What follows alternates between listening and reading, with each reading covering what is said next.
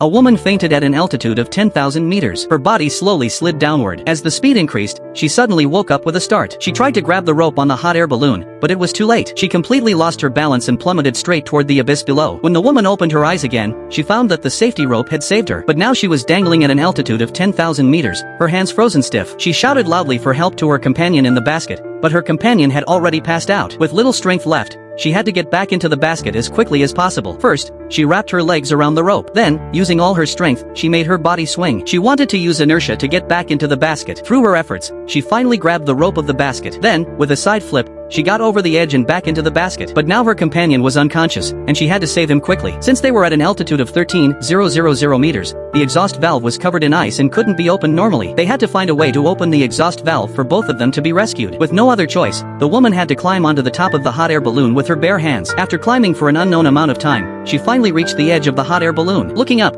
she saw that the top was still far away. At that moment, she tried to grab a nearby hanging rope, but it was out of reach. She almost fell.